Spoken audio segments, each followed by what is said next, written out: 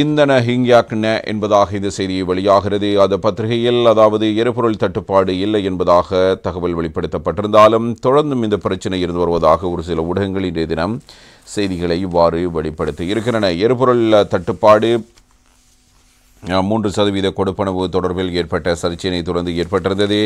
இப்போது இன்று முதல் பிரச்சினை உக்கிரமடையும் நிலைமை காணப்படுவதாகவும் தகவல்கள் வெளியாகி இருக்கின்றன.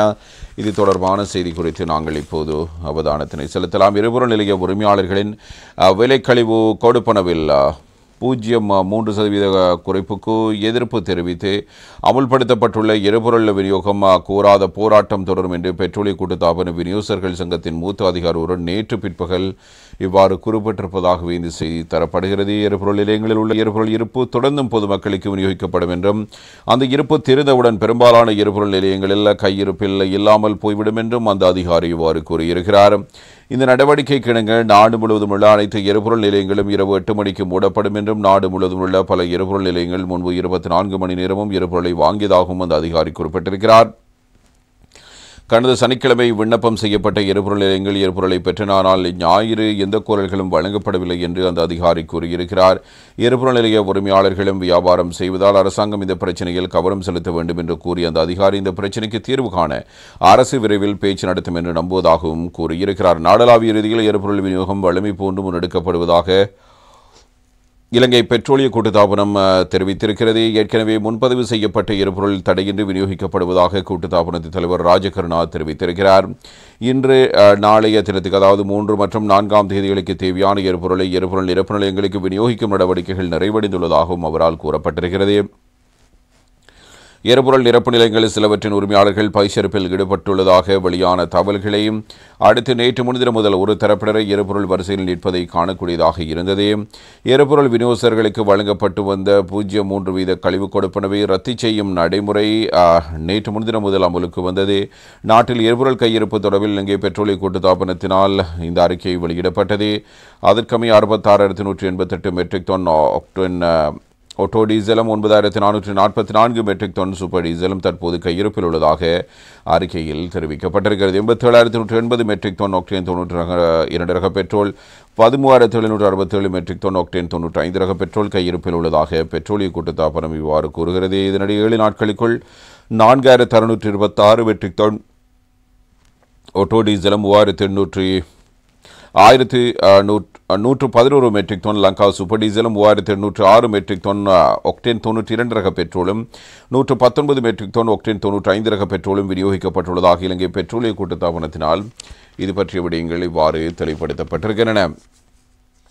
ஆனால் பெட்ரோலிய கூட்டுத்தாபனம் இவ்வாறு கூறியிருக்கிற நிலையில் பிரதி அமைச்சர் அனில் ஜெயந்த தெரிவித்த கருத்து குறித்து பார்க்கலாம். வீரகேசரி பத்திரிகையிலிருந்து எரிபொருள் விநியோகர்கள் சிலரின் சமூக ஊடக பதிவுகளை குழப்பங்களுக்கு காரணம் என்பதாக அவர் கருத்து வெளியிட்டிருக்கிறார்.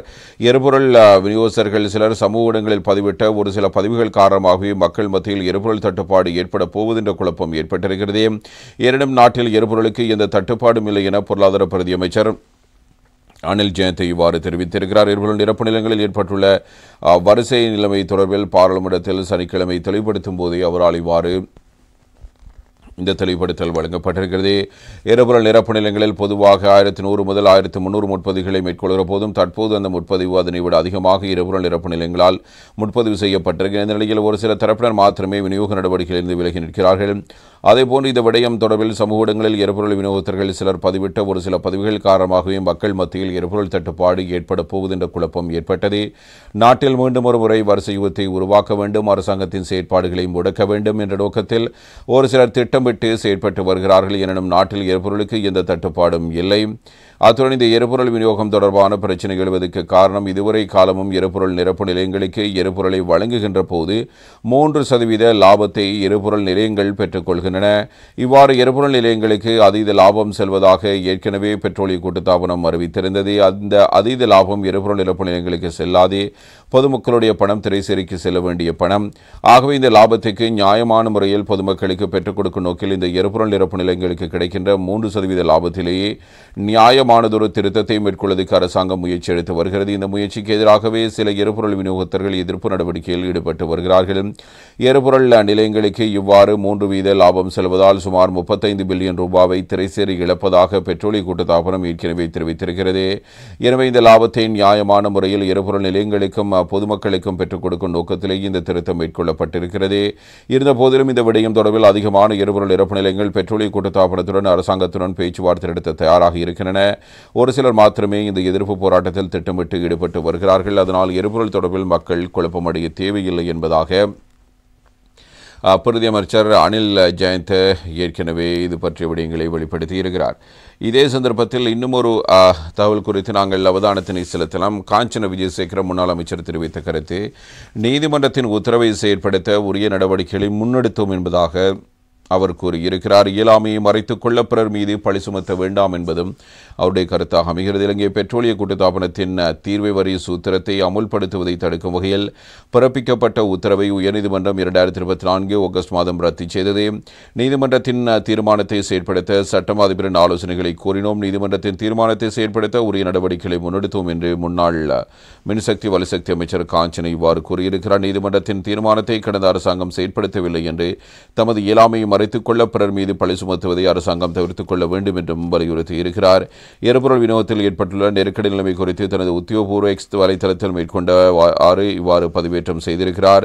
எரிபொருள் விநியோகஸ்தர்களுக்கு வழங்கப்படும் எழுதிய கட்டணம் தொடர்பில் நீதிமன்றம் வழங்கிய உத்தரவை கடந்த அரசாங்கம் செயற்படுத்தவில்லை என்று குறிப்பிடப்படும் குற்றச்சாட்டு தொடர்பில் முன்னாள் அமைச்சர் இவ்வாறு கருத்துக்களை கூறியிருக்கிறார். எரிபொருள் விநியோகஸ்தர்களுக்கும் பெட்ரோலிய கூட்டுத்தாபனத்துக்கும் இடையிலான முரண்பாடு தொடர்பில் அரசாங்கத்தின் தரப்பினர்கள் குறிப்பிடும் கருத்துக்கள் நாட்டு மக்களை தவறாக வழிநடத்துவதாகும்.